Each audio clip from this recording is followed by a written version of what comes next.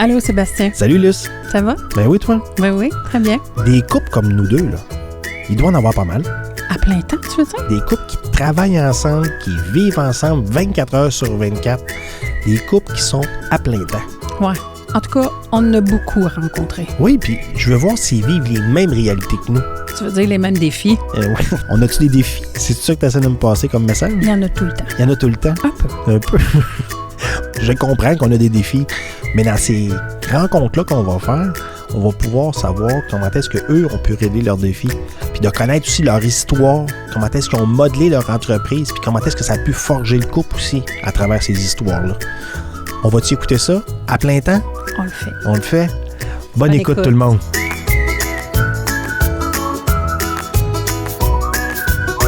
Bonjour tout le monde, bienvenue à l'épisode de podcast à plein temps.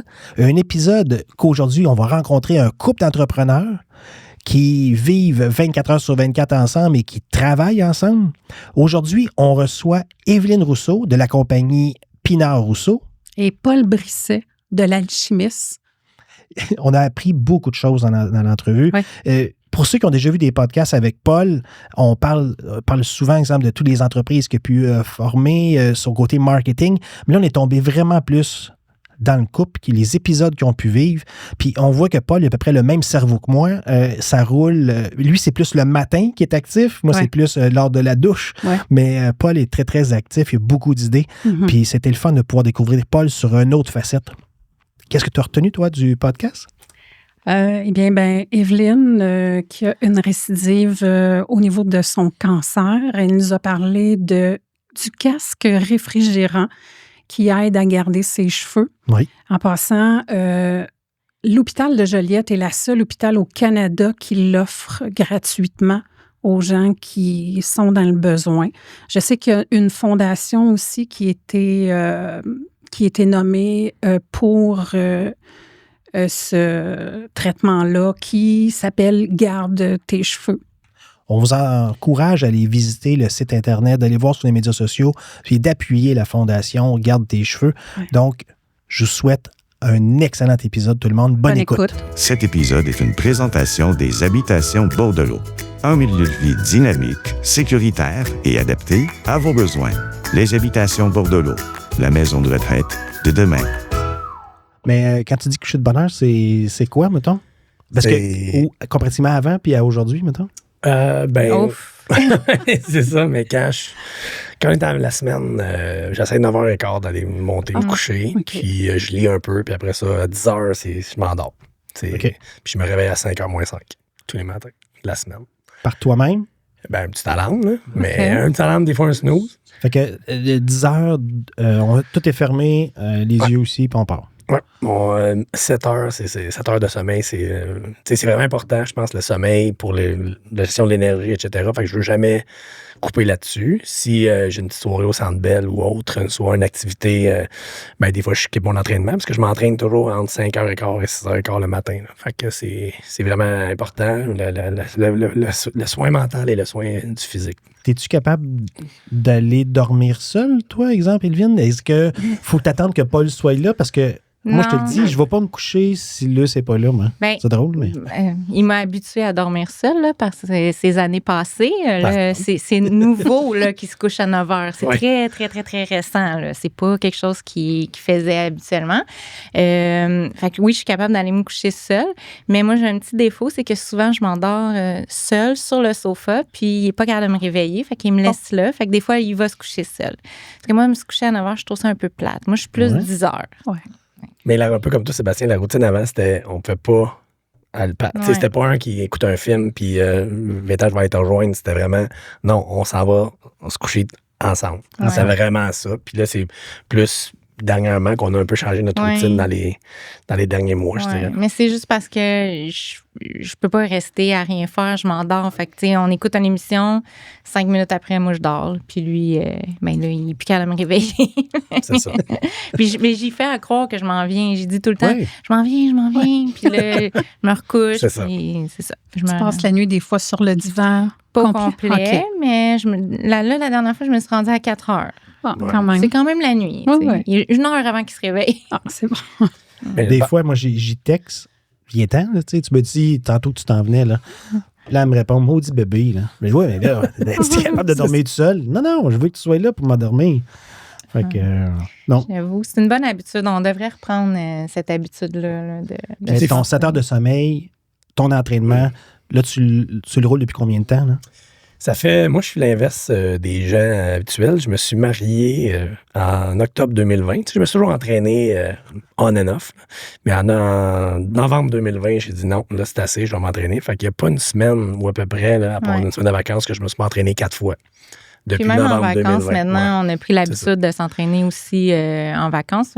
Puis moi, j'ai toujours été très assidue là-dedans. Fait que, tu sais, c'est un mode de vie. Là. Si je m'entraîne pas, je me sens pas bien. Là, c'est ça.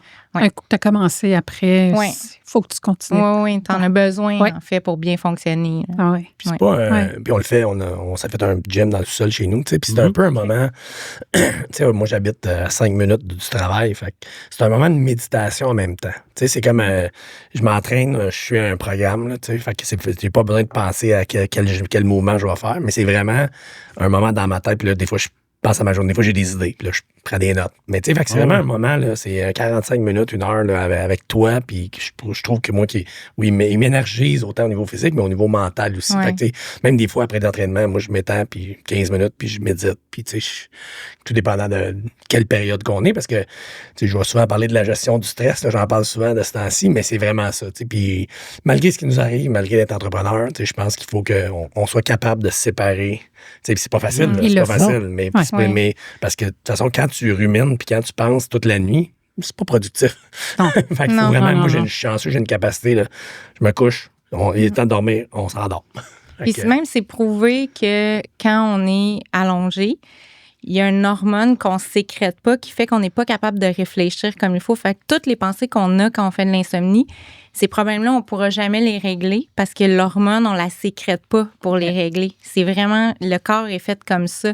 Fait on se redit ça quand on n'arrive pas à dormir. Il faut se leur dire, je ne réglerai rien là. Mon corps, il n'est pas fait pour ça. Mon cerveau, il n'est pas fait pour ça. C'est vraiment important. Ça, j'aime ça, par exemple. La première fois que je l'entends. Parce que souvent, des fois, on va rester allongé plus longtemps, puis c'est vrai que je ne trouverai pas mes réponses là. C'est quand je vais aller m'activer, quand que l'entraînement, c'est pas tout le temps mon fort, là, mais la douche, moi. Ouais, c'est drôle. C'est un endroit de... La douche, là, je trouve la plupart de mes idées. C'est ça. Là que...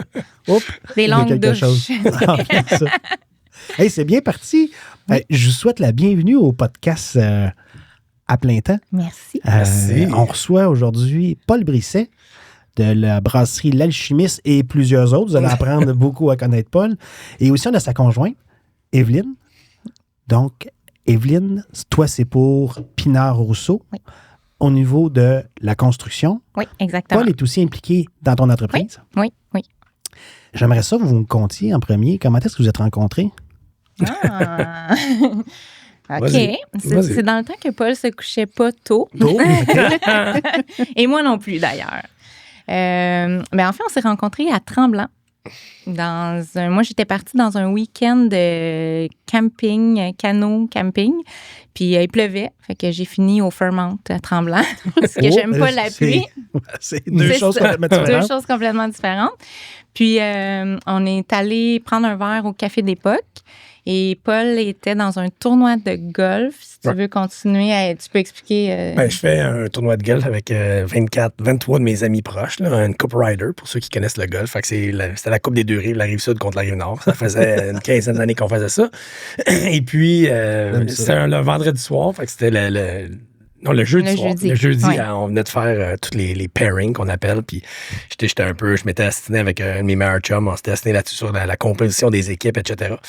Puis là, j'étais arrivé au bar. Puis tu sais, j'avais ma casquette renfoncée. Puis j'étais vraiment dans un mode. Tu sais, j'étais pas dans un mode festif. J'étais allé me parker au bar du fond du Café d'Époque. Puis là, Evelyne est arrivée avec toute sa confiance. Tu sais, elle arrive à sa cote au bar à côté de moi. Puis moi, je suis juste à côté comme ça. Puis moi, pas que j'étais un gars de bar, mais oui, j'ai été dans les bars longtemps et j'ai été célibataire longtemps, mais c'est pas mon approche de dire, tu sais, de payer un verre à une fille ou comme ça, tu sais, ça se fait naturellement. Puis là, un de mes amis à côté de moi, il est comme, hey, paye un verre à la fille à côté, paye un verre. Là, je dis, non, je fais pas ça, là, je paye pas un verre comme ça.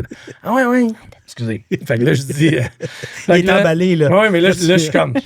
excuse-moi, j'ai dit, mon chum, il aimerait ça que je te paye un verre. Fait que Léline me regarde. Vraiment, là, c'est ça ta ligne pour me parler? Là, je suis comme, non, c'est pas ça que je voulais dire. fait que finalement, 2-3 jokes plus tard, disons que cette soirée-là, il y avait beaucoup de garçons et peu de filles dans le bar, mais Evelyne trouvait une raison de revenir me voir dans le fond du bar. Je le trouvais vraiment drôle, mais je trouvais que, parce que moi, j'ai un humour un peu particulier, puis lui aussi, fait qu'il comprenait mon humour, fait que là, j'étais comme, c'est rare que je croise des gars à qui je fais pas peur avec mes jokes un peu crus. Donc, on s'est fait quelques jokes. Puis ma meilleure amie était là à ce moment-là. Puis elle m'a dit, je pense que c'est l'homme de ta vie. Oh! Ouais. Ben, parce que j'avais dit, elle m'a dit, moi, tu sais, je viens de Saint-Ignace de Loyola, ma famille vient de là. Puis je dis, hey, moi, j'ai toujours rêvé d'avoir un chalet dans les îles de Sorel. Mais là, elle dit, il n'y a pas un gars de Montréal qui veut avoir un chalet dans les îles de Sorel. Mais moi, j'avais un ami là-bas qui va amener là. Puis moi, je dis que c'est un des endroits le mieux gardés du Québec que les îles de Berthier, les îles de Sorel. Puis là, elle a dit, il n'y a pas un gars c'est ça, il n'y en a pas un gars qui dit ça. Fait que c'est pour ça que ton ami a dit ça. J'ai été charmée par ses puis goûts. ça a pris quelques semaines avant qu'on se revoie. Tu sais, j'étais bien occupé. Ouais. Fait que... Un gros agenda. Il essayait de me voir un lundi, un mardi ou un mercredi. Alors que moi, je sais très bien que je suis une fille de jeudi, vendredi. Fait que là, après ça, une autre semaine passait. Finalement, il a accepté pour un vendredi. Puis on a fait une première date 1 mois plus tard. Ouais, 5 semaines plus tard. Ouais. Puis finalement, ben... Vous aviez quel âge dans ce temps-là? Moi, j'avais... J'avais 33, puis moi, j'avais 38. Ouais, c'est ça. C'était en 2012. Ouais. Étais-tu déjà impliqué dans ton entreprise? Non, dans ce temps-là? non, parce que l'entreprise, c'est grâce à Paul qui m'a fait réaliser que j'étais peut-être pas à la bonne place dans la vie. Parce que lui, il me dit, mais t'aimes-tu ta job? Puis moi, j'étais comme, mais qu'est-ce que j'aime-tu ma job? C'est normal, là, je vais travailler, puis avec cet argent-là, je fais ce que j'aime. Puis là, il me dit, ben moi, j'ai jamais travaillé une journée de ma vie. Donc là, ça m'a fait réfléchir. Puis là, de fil en aiguille, on a commencé à penser au projet de la compagnie. Mais avant ça, on a passé par quelques détours. Là. Mais tu n'étais pas comme entrepreneur avant de le rencontrer. Tu étais dans une entreprise. Non, pas du tout. Tu travaillais pour quelqu'un puis tout ça. Oui, je travaillais pour le gouvernement même. J'étais fonctionnaire à l'École polytechnique de Montréal. Fait que complètement ailleurs. Je viens d'une famille où on m'a appris trouve-toi une bonne job puis avec des bonnes conditions de travail. Fait que c'était pas dans mon ADN. Ben ça l'était, mais je le savais pas. Là, il y a un nom composé, Pinard Rousseau. Oui. C'est quoi les deux parties? En fait, c'est mon frère travaillait pour une compagnie à Montréal pour laquelle mon grand-père avait travaillé toute sa vie, qui s'appelait Deschaines et Perrault.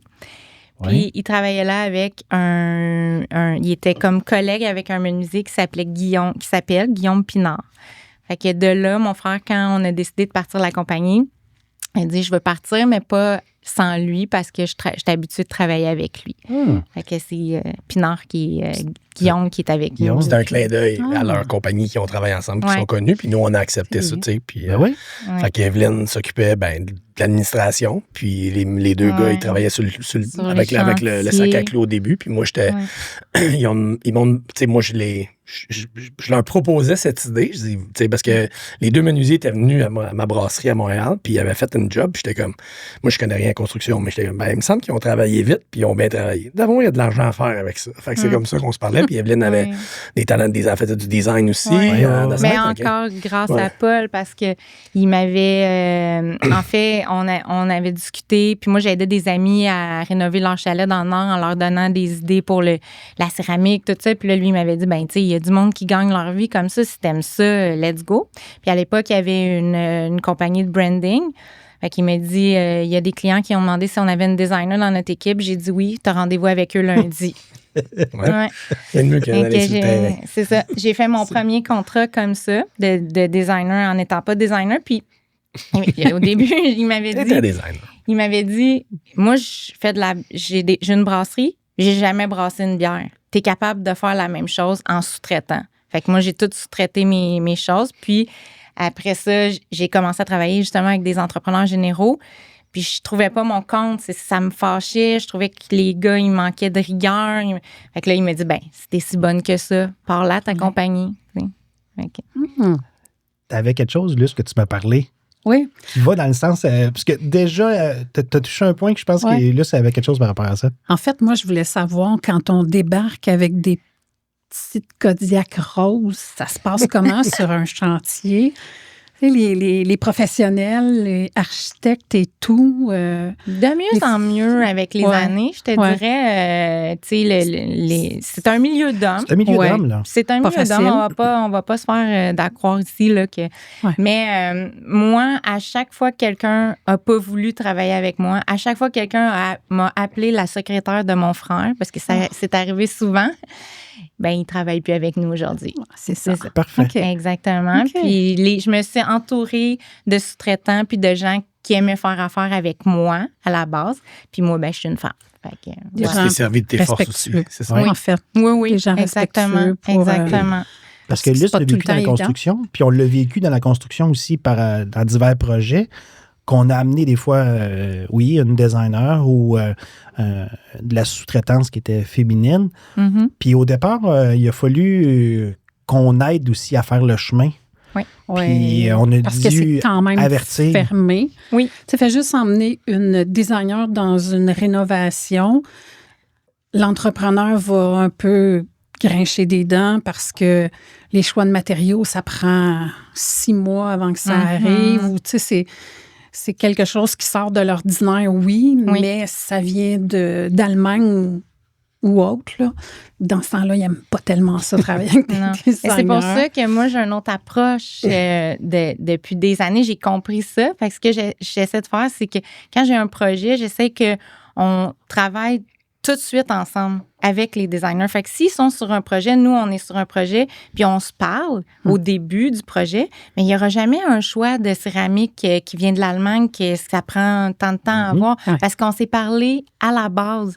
Fait que là, le client est content, ça va plus vite, nous, on est content, il n'y a pas de chicane, parce que souvent, c'est ça aussi, c'est les entrepreneurs généraux contre les architectes et les designers. Exact. Moi, je dis tout le temps, on a tous le même but, on veut que ça soit fini dans les temps. Fait que travaillons ensemble.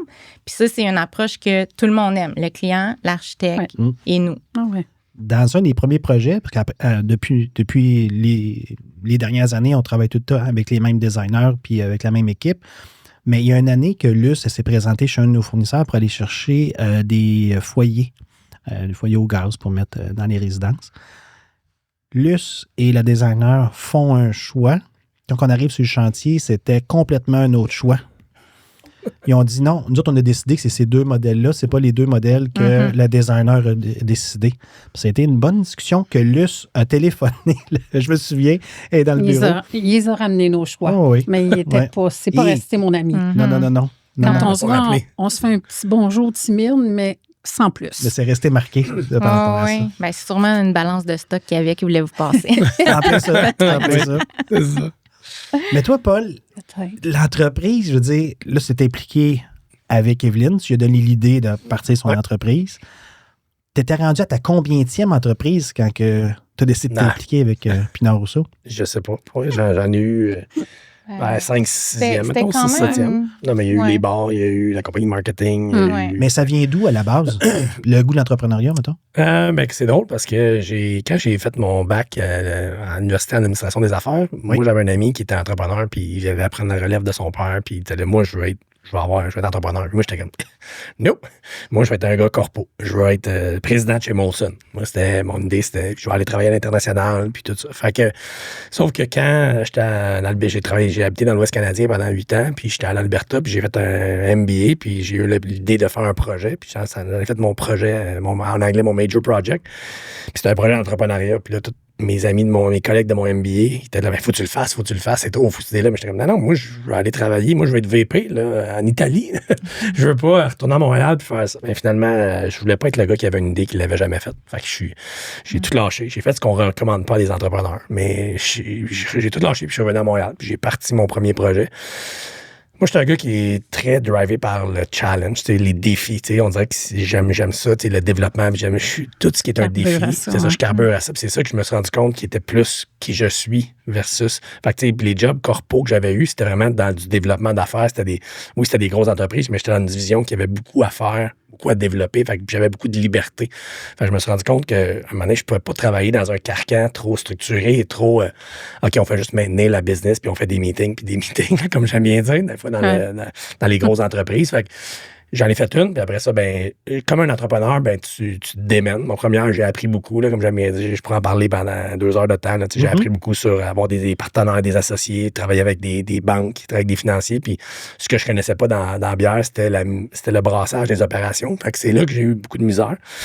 Mais en même temps, on se payait pas, ça nous coûtait de l'argent. Puis là, moi et mon associé dans ce temps-là, on a dit, on c'est pas une agence de marketing, on est bon en marketing, puisque le monde vient nous voir pour faire du branding ou du développement. Fait que là, on a commencé à faire ça. Puis là, quelqu'un disait, hey, ça te tente d'investir dans tel bar? Fait que là, j'avais quelques bars à Montréal que j'étais associé dedans. Fait que j'aidais au niveau du management. Puis moi, j'ai vu que j'avais fait du corpo, puis j'étais un gars de stratégie puis de structure, ben je donnais de la structure à ça. T'sais. Fait que je me disais, moi, je peux le faire. Puis c'est ça qui a conforté, je dirais, Dominique, le frère Evelyne et Evelyne, en disant, c'est eux qui ont insisté pour que je sois associé dans la compagnie de construction. Parce que moi, j'étais comme, mais là, vous êtes sûr, là, parce que j'ai pas besoin d'avoir une compagnie de construction. En théorie, quand tu passes ça, t'achètes des outils puis tu commences, là, en fait. Là, ou tu peux commencer de différentes façons, mais c'est là qu'on l'a fait. J'étais comme, OK, mais non, on dit non, vraiment, ça nous conforte, vu que tu as une expérience puis tout ça. Fait qu'on on va être 25% chacun.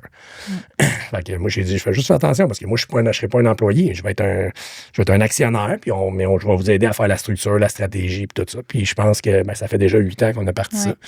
Puis, ça va être la 9e année cette année. En 2026, ça va faire 10 ans.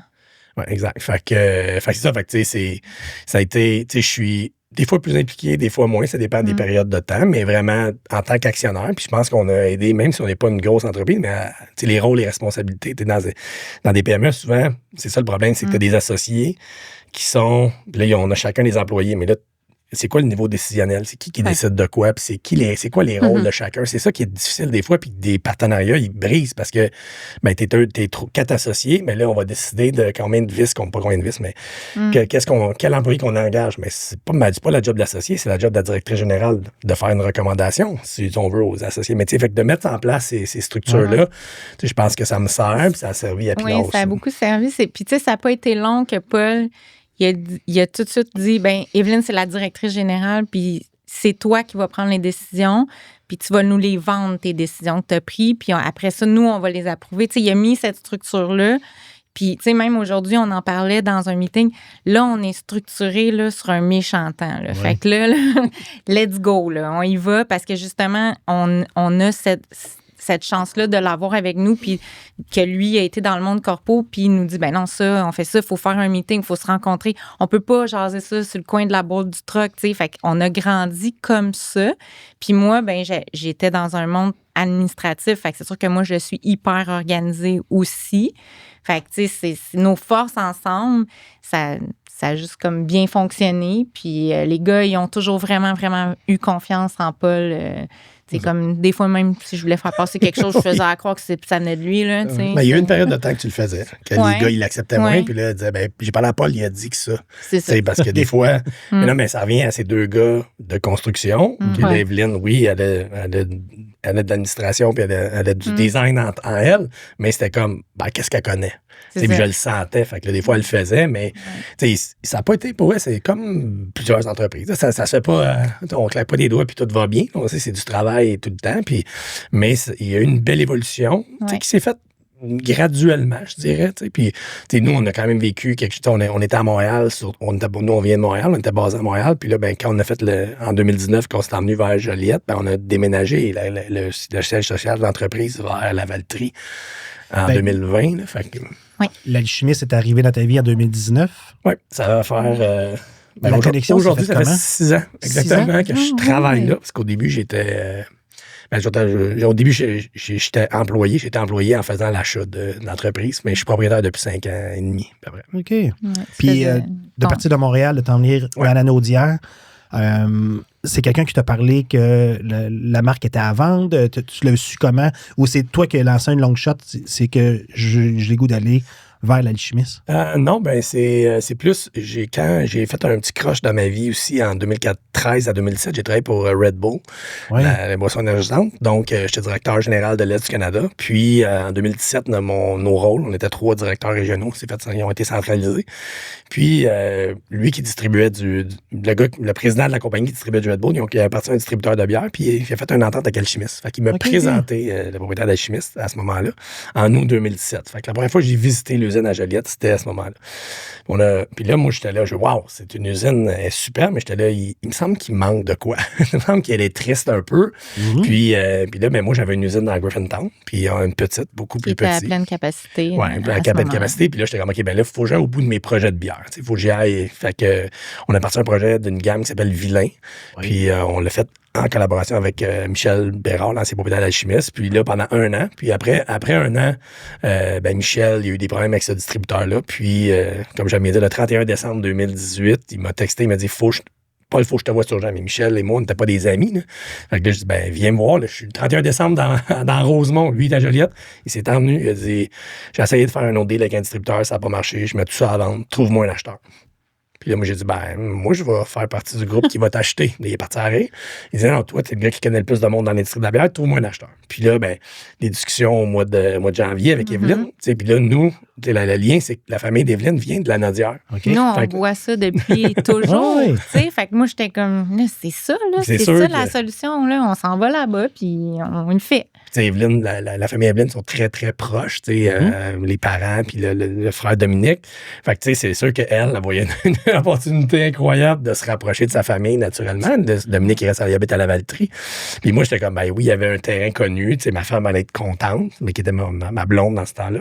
Ouais. Et puis, mais tu sais, c'était vraiment, il y avait un lien, mais c'était important parce que quand j'avais eu d'autres offres d'aller ailleurs, de brasser ailleurs, puis quand on a fait brasser Vilain à Alchimiste, on avait réfléchi. Mais là, c'était comme, puis tu sais, quand on a parti de la compagnie de construction, on se disait, nous, notre corridor, c'est entre Rosemont et Berthier, parce que les beaux-parents, ils habitent à Saint-Ignace. On était comme, ça, c'est un beau corridor. Mais tu sais, en même temps, t'es de Montréal, puis tu le sais, t'es pas dans une région, t'es pas là. Fait que t'es partout, mais t'es nulle part en même temps. T'sais. Fait que là, le fait de venir s'installer ici, d'acheter Alchimiste, allait faire qu'elle allait assurer un nouveau, pas un pied à terre, mais une racine. On allait s'enraciner en quelque part. Dans la Naudière. Dans la Naudière et plus. Fait que là, c'est sûr que Dom et Evelyne étaient vraiment excités de ça. Mais au début, on n'était même pas supposé déménager ici. Non, c'est ça. Au début, on était supposé de voyager. OK.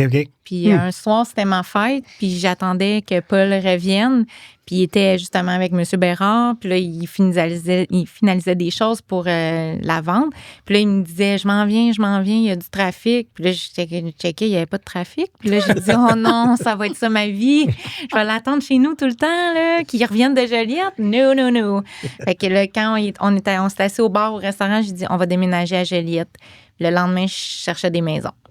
L'entente n'était pas encore signée, mais tu sais, c'est parce que, comme j'aime bien dire, pour les gens de Montréal, Joliette, ça sonne plus loin qu'est-ce que c'est. Ouais. Je suis d'accord. Les gens, ils disent, vous habitez à Joliette? Je disais, nous, on a encore un triplex dans Rosemont, c'est 45 minutes.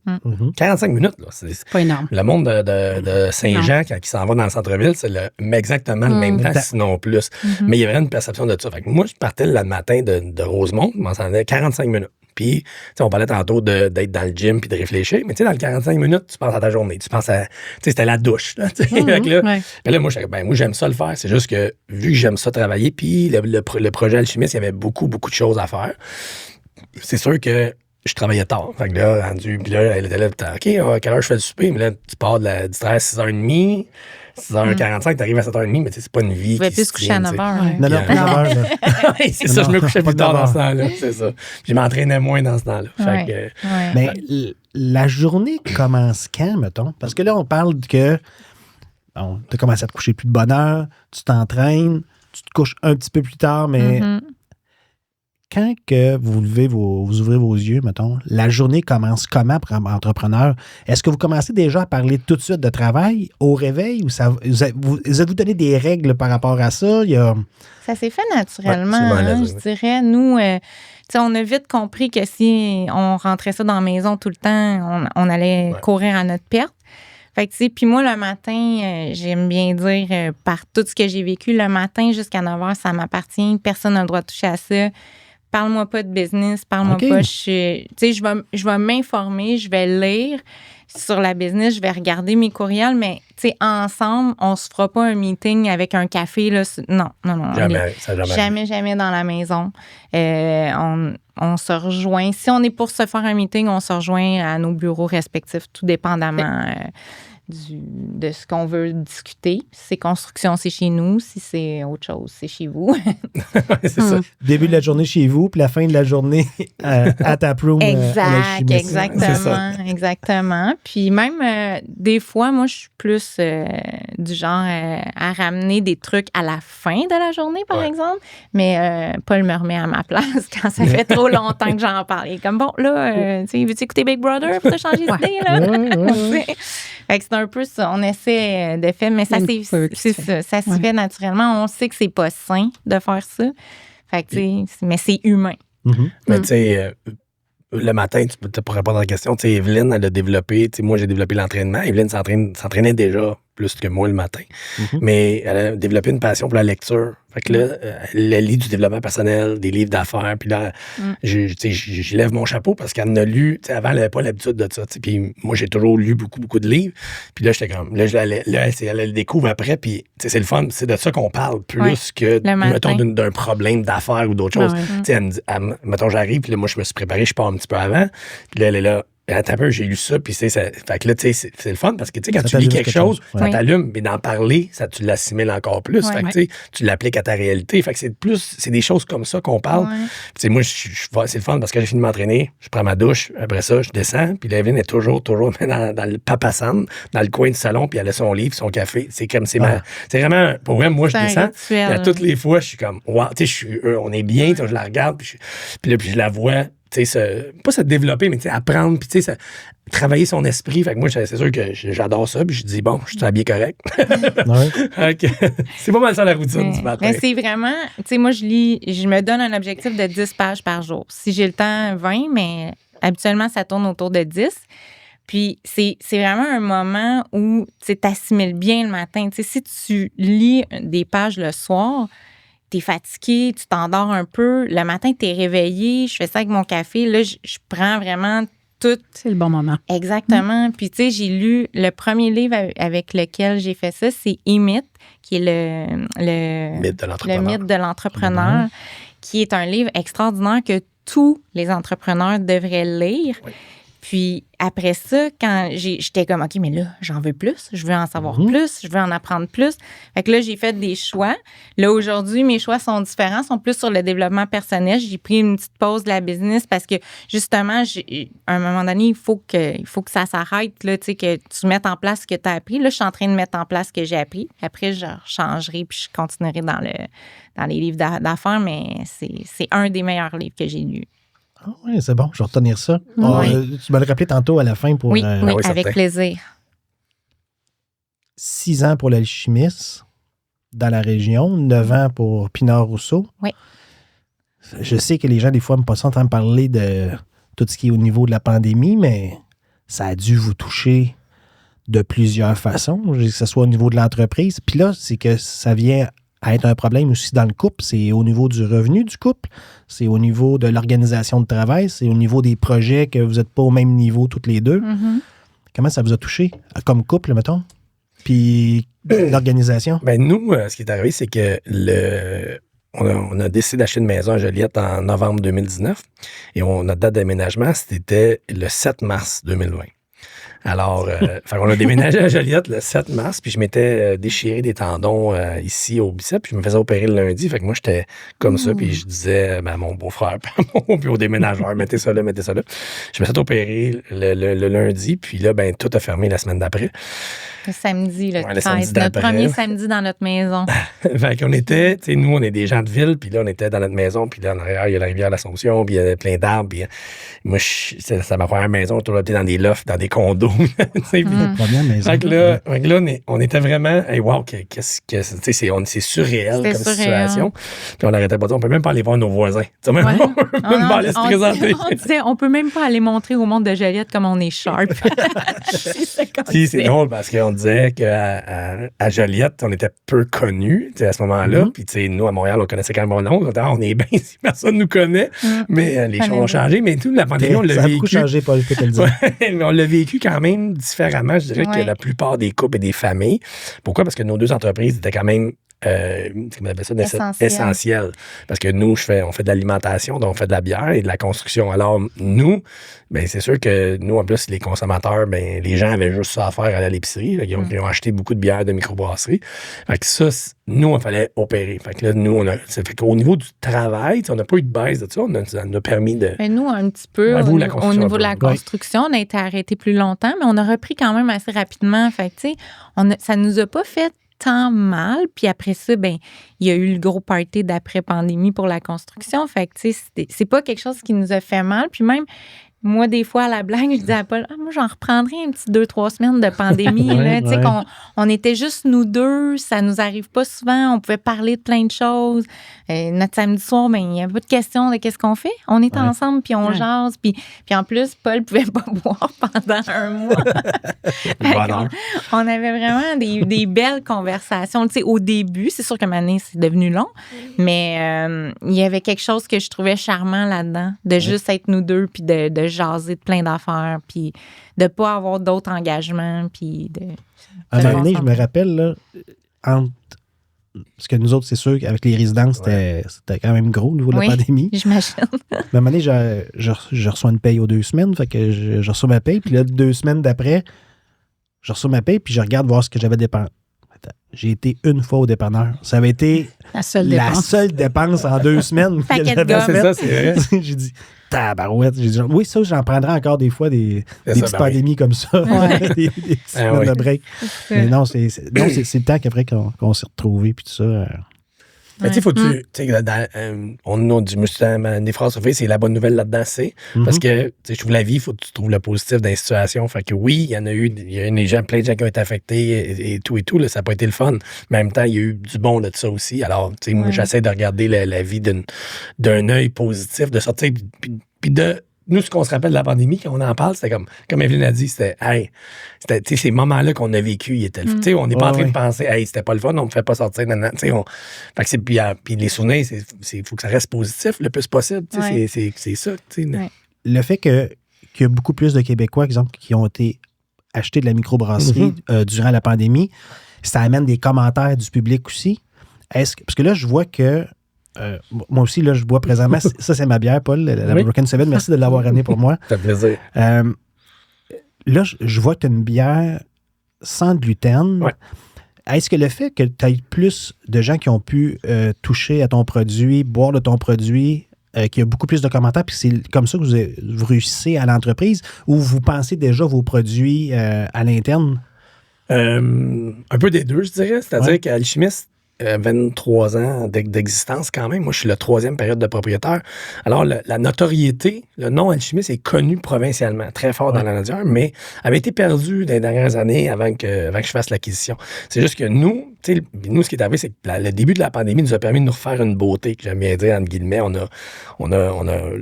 mois d'avril 2020, on lançait des canettes, un nouveau branding, des nouvelles recettes, puis un nouveau réseau de distribution. Fait que c'était quand même C'était combien de recettes à la base? Quand tu étais propriétaire de l'Alchimiste en 2019, c'était combien de sortes environ? Ben, il y en avait 8 à 10. Il y en a eu plusieurs dans le passé, là, naturellement. Mettons, ça a commencé en 2001. Moi, j'ai acheté en 2019. Il y en a eu plusieurs. Là. Mais à la fin, les gruyères, il y en avait 8 à peu près. Puis nous, il fallait les revoir parce que les habitudes des consommateurs changent, évoluent. Puis Michel Bérard, lui, ce qu'il avait essayé de faire, c'est quand les gens qui ont la chance d'aller visiter l'usine, vous allez voir qu'elle est assez grande, l'usine, dans les 23 000 pieds carrés d'usine. Mais il avait essayé, on compétitionnait Molson et Labatt. qui était une stratégie qui se tenait là, en 2013-2014. Il y a de l'équipement, ils en ont mis, puis ils en ont produit de la bière, puis ils en vendaient aussi là, à 400 000 caisses par année. Alchimiste, comme je dis, ça a été connu, il y en a eu dans les mains des consommateurs. C'est juste qu'avec les problèmes de distribution, puis l'évolution des habitudes de consommation, ça a évolué. Fait que là, nous, il fallait s'habituer, puis moi, on a pris la décision de se rapprocher de la région. Quand en arrivant, ça, c'était quelque chose qui était vraiment important de faire. Fait qu'on a vraiment, on a mis ça dire l'implication locale, mais on a fait un salon de dégustation bâti par Pinard Rousseau, naturellement. Puis maintenant, de terrasse. Mais tu sais, c'était vraiment important de faire ça. On a fait plein de produits en conséquence. Là, une série qui s'appelle Brasser la Naudière avec des producteurs de la région. Fait que tu sais, l'ADN d'une microbrasserie, c'est d'être fort localement. Puis je pense qu'on l'avait perdu un peu en voulant être trop gros. Fait qu'on s'est recentré. Puis la pandémie, ce que ça a fait, ben ça aussi, tu sais, la pandémie, on disait, consommons local, puis soyons proches de notre région, puis de notre sentiment d'appartenance, etc. Fait qu'on a vraiment travaillé là-dessus dans les dernières années. Puis tu as touché brièvement à Saint-Gluten, c'est juste que oui, il y a des habitudes de consommation et il y a des gens qui ont une intolérance au gluten, puis qui ont de l'inflammation aussi par rapport au gluten. Alors, on a vu une opportunité dans le marché. C'est pas facile de faire de la bière sans gluten et de la bière sans alcool, qu'on fait maintenant chez nous aussi, mais on a travaillé très fort en 2024 pour être capable de se développer cette expertise-là, puis on a réussi, puis je suis vraiment, vraiment fier de notre équipe. Là, puis ça, c'est ce qui va permettre de passer à l'autre étape. Parce que dans la vie, moi, j'aime bien dire que la vie, c'est des plans de 5 ans. Je ne suis pas pour faire Marc Benjamin de moi-même. mais moi, ça a vraiment été ça, ma vie, tous des cycles de 3 à 5 ans. Ouais. À part Evelyne, que c'est ma femme maintenant. Mais vraiment, puis là, ben, on a fait un premier 5 ans, puis là, ben, on a fait un autre plan jusqu'en 2030, puis c'était vraiment de développer, ça a commencé en développant ces 2 produits-là. Parce que je pense qu'on avait rencontré nos objectifs principaux, à part la petite mésaventure qu'on s'est fait frauder, mais à part ça, le reste... au niveau des produits, etc. Toute la stratégie, on l'a réussi. Alors, voici, on a des produits maintenant pour... c'est les 2 premiers pas d'une longue série, mais d'une série de nouveautés. Mais pas de plein de nouveautés, parce que c'est plus ça l'industrie de la microbrasserie, mais c'est pas juste en train de faire une nouvelle IPA. C'est plus ça. Mais c'est pour ça que le sans gluten, ça, c'est un besoin des consommateurs. On a senti qu'il y avait un besoin, une opportunité dans le marché. Puis on a une équipe de production qui est extraordinaire, autant au niveau des brasseurs que de la qualité. Puis on est capable de faire ça. C'est pas qu'il n'y a pas grand monde qui sont capables de le faire. Puis nous, notre équipe, on est capable. Ah, super. Quand il y a eu le dossier, justement, là, avec le distributeur, là, tu en as parlé brièvement, là, mais je ne sais pas que je vais aller plus loin. Mais juste savoir, est-ce que tu t'es senti seul? Est-ce que vous êtes senti seul devant ce fait-là? Ou vous avez senti un certain appui de votre entourage? Mais je parle de la population. Tu sais, il y a diverses couches, là, l'entourage, là, la famille, oui. Mais dans votre milieu, est-ce que vous avez senti un certain regroupement ou c'est arrangez-vous tout seul? Mais ça dépend. Ça dépend. C'est difficile pour les gens de comprendre, tu sais. Si t'es pas en affaires, t'es comme, c'est une compagnie qui a perdu de l'argent, mais tu sais, les gens ne comprennent pas que nous, c'est pas juste une compagnie, c'est toute notre vie, puis tout dépend de ce revenu-là. Tu sais, tout est en garantie sur ça, tu sais. Fait que c'est sûr que, tu sais, on essayait de...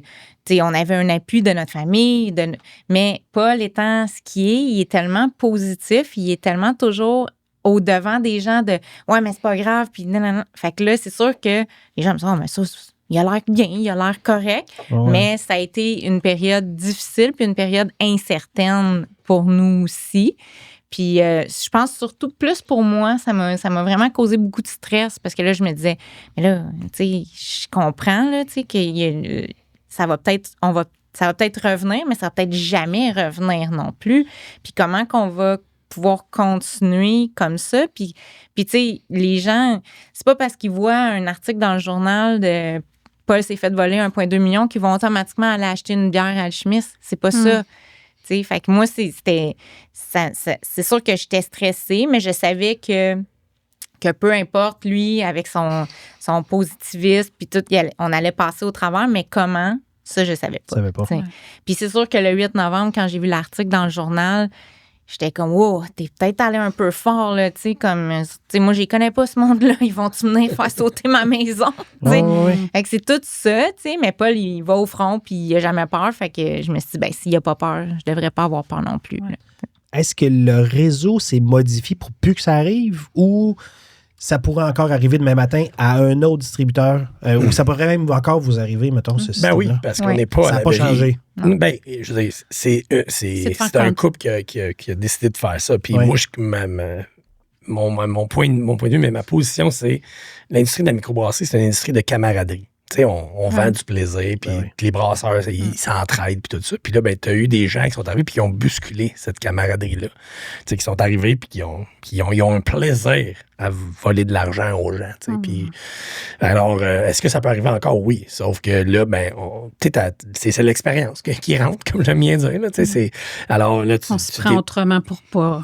Ben non, c'est ça, tu prends des moyens, puis tu sais, on se dit, ben oui, on est des bons juges de caractère, puis on essaie de bien le faire, mais tu sais, on n'est pas à l'abri. N'importe qui est dans, tu sais, t'essayes, mais tu sais, des gens qui ont des mauvaises intentions, il y en a partout, il y en a toutes les industries, puis en même temps, moi, tu sais, je l'ai dit un peu, mais je passe pas ma vie à me dire est-ce que ça c'est un crasseur, ça. J'essaie de faire confiance aux gens une fois. Important. Parce que sinon tu vas être tout le temps stressé. C'est ça, rongé, puis en train de te dire lui, essaie-tu de m'avoir, lui, essaie-tu de m'avoir. Fait que oui, on n'est pas à l'abri. Par contre, on peut étaler notre risque, on peut prendre, on faire plus attention à certains partenaires qu'on fait. Malgré le fait que moi, je l'avais, sans aller dans les détails, mais moi, j'étais victime, pas victime, mais ces gens-là, ils ont acheté la compagnie avec qui on travaillait déjà. Puis, moi, je l'avais dit aux vendeurs, j'avais dit, faites attention à ces gens-là. Oui. Fait qu'ils me l'ont même dit, hey, désolé, il était vraiment mal parce qu'il a dit, tu nous l'avais dit avant. Puis on est allé pareil de l'avant avec cette transaction-là. Ouais. Est-ce que quand on vit une situation comme ça, est-ce que ça brime vos idées? Parce que faut tout le temps, faut que tu prennes un pas en arrière pour te dire, bon, mais il faut que je règle la situation. Mais connaissant Paul, connaissant Evelyne, c'est qu'à quelque part, vous avez des cerveaux qui fonctionnent très rapidement pour trouver des nouvelles idées. Ouais. Mais est-ce qu'il y a des idées que vous avez mis de côté à cause de ça? Est-ce que ça a comme stoppé puis il faut réparer le plus rapidement possible? Bien, plus rapidement, oui, mais en même temps, ça prend du temps. C'est-à-dire que le temps passe. Puis, tu sais, on a tous des obstacles dans la vie, mais en même temps, il faut faire attention de ne pas trop s'enfoncer parce que moi, souvent, le temps passe. Il y a une autre journée qui arrive, puis une autre journée qui arrive. Donc, oui, il y a certains projets qu'on a dit, ben peut-être qu'on va entendre de ça. Puis, tu sais, on était moins. C'est sûr, là, je reviens encore, c'est 1,2 million. C'est pas 20 piastres. Fait que c'est ça. Fait que là, ça l'a remis en question plein de choses. Là, dans le sens qu'au mois d'avril 2024, j'ai regardé Evelyne, puis j'ai dit, je pense à remettre les clés, puis on s'en va à Montréal. Fait que pour revenir à la compagnie de construction, elle a dit, on a une compagnie de construction ici, là. Moi, j'ai fait des projets, là, tu peux pas. Puis moi, j'arrêtais pas de lui répéter, d'autres ont passé là avant nous. Ouais. Puis ils sont encore en vie, puis ils sont encore là. On est capable de le faire, nous autres aussi. C'est juste que ça prend beaucoup de résilience pour passer à travers ça. Puis, tu sais, moi, je pourrais dire qu'on a à 99% réussi présentement parce que, justement, des nouvelles idées, puis de changer le narratif de l'histoire aussi. Parce qu'à un moment donné, tout le temps d'en parler, les gens, ils font juste comme « Oh mon Dieu, c'est donc bien bad. » Là, tu repars chez vous, tu te dis « C'est vrai que c'est bad. » Parce que les gens qui t'en parlent, ils n'ont pas de solution. Tu fais juste raconter l'histoire. À plein de personnes. Complètement. Mais tu perds de l'énergie en le comptant. Puis j'ai rien contre ceux qui ont posé des questions. Là. Non. C'est pas ça. Mais t'as raison. C'est que, Mané, tu fais juste perdre ton énergie à expliquer la situation. Oui. Puis c'est pas tout le monde qui a les deux côtés de la médaille. Puis c'est pas tout le monde qui connaît l'impact que ça peut avoir sur vous. Puis les décisions que vous avez prises, en tout cas. Exactement. C'est très, très difficile. Bien, l'année 2024 n'a pas été simple pour nous autres, bien plus que la pandémie, mettons. Mais là, moi, je suis avec même mon équipe, j'essaie de mobiliser ton équipe. On a une trentaine d'employés chez Alchimiste, puis les autres, ils le voient bien. Là, comme quand j'ai dit, il n'y a personne qui va avoir d'augmentation de salaire en fin 2023, quand tout augmentait. C'est difficile. Là, tu dis à des employés, tu dis, moi, j'en ai perdu. Ouais. Mais j'ai dit, je vous comprends si vous voulez vous en aller. Mais par contre, moi, c'est pas une des façons de les garder, mais moi, comment ce que je crois, j'ai dit, la vie, on peut passer on peut être comme ça, ou on a des difficultés, on se retrousse les manches, puis on va travailler, puis on va gagner en équipe. Puis pour vrai, ils sont quasiment tous restés. Les autres, ils seraient partis anyways, de toute façon. Ils sont extraordinaires. Fait que vraiment, j'ai vraiment, puis là, on a une chimie, puis un lien qui se crée, un lien vraiment. Alors, puis c'est ça. C'était justement une discussion que j'avais avec Luce hier, c'est quand on regarde une entreprise familiale, puis qu'on regarde une entreprise, des fois, que ce soit au public, là, on va aller deux extrêmes. Là. Ouais. Quand tu as des employés que ça fait longtemps qu'ils sont là, ils ont le alchimiste de tatouer sur le cœur. Là. Ils sont prêts, nous autres, aux habitations, c'est la même affaire. Ils sont prêts ventre à terre, puis on va travailler ensemble. Ouais. Je le vois moins des fois dans le secteur public, là, pour y avoir déjà été. Mais quand on a une entreprise, puis quand ils nous voient au quotidien, ils voient ce qu'on vit, et, ils ont vu les succès, ils ont vu les moins bons coups, mais ils savent qu'on va s'en sortir. Ils ont confiance en nous. Ils savent le potentiel que l'entreprise peut avoir, puis que où est-ce qu'on peut, jusqu'où qu'on peut aller. Là, je pense que le secret de ça, c'est la transparence. Ça donne rien de cacher à tes employés que ça va pas. Puis ça donne rien de leur cacher aussi quand ça va bien.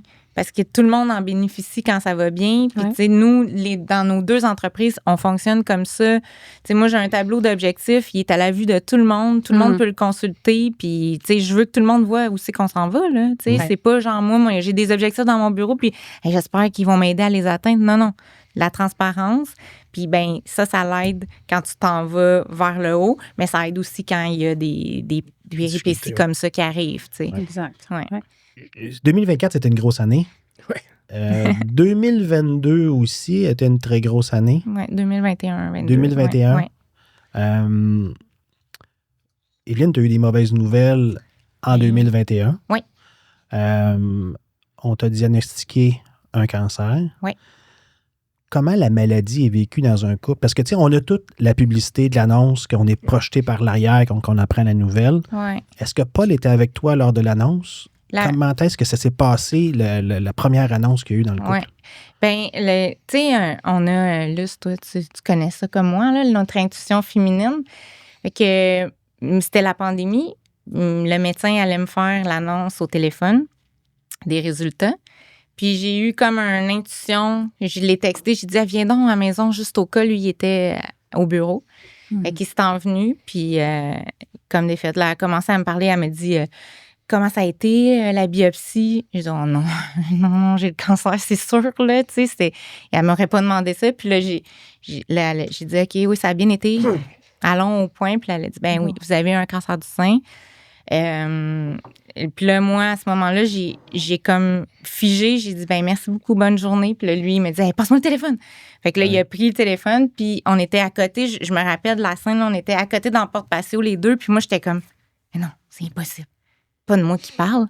Puis là, lui, il posait des questions. Il disait, mais là, est-ce que c'est grave? Est-ce que, tu sais, puis là, tu sais, comment c'est fait? Les annonces, c'est que l'annonce du début est toujours un petit peu plus petite, puis ils attendent que tu sois devant eux pour te dire ce qu'il y en est. Fait qu'une semaine après, on est allé à l'hôpital, puis ils m'ont dit que j'avais un diagnostic de cancer du sein triple négatif, qui est un cancer hyper rare, qui est habituellement plus... virulent. Il est plus virulent, puis c'est plus des gens, des Asiatiques ou des Africaines qui ont ça. Fait que ils comprenaient pas trop pourquoi moi j'avais ça, mais là, de plus en plus de Québécoises ont ce type de cancer-là. Ce qu'on savait pas à cette époque-là, ben on le savait, mais tu veux pas penser seulement à ça, c'est que c'est un cancer qui a environ 80% de chances de récidive. Okay. Fait que là, on a passé au travers... Le 2021, la première. Les traitements de chimio. Et 16 chimiothérapies, 20 radiothérapies, puis tout ça en continuant à travailler parce que... C'est ça, c'est ma prochaine question. Tout le temps continuer à travailler? Oui, parce que il m'avait dit, ben vous pouvez arrêter, mais les nouveaux médecins ne sont pas de cette école-là. Vous pouvez arrêter, mais moi, je pense que les journées que vous êtes capable de le faire, allez-y, puis travaillez. Parce que... Ils ont su qu'on était des entrepreneurs, puis qu'on aime ce qu'on fait. Puis...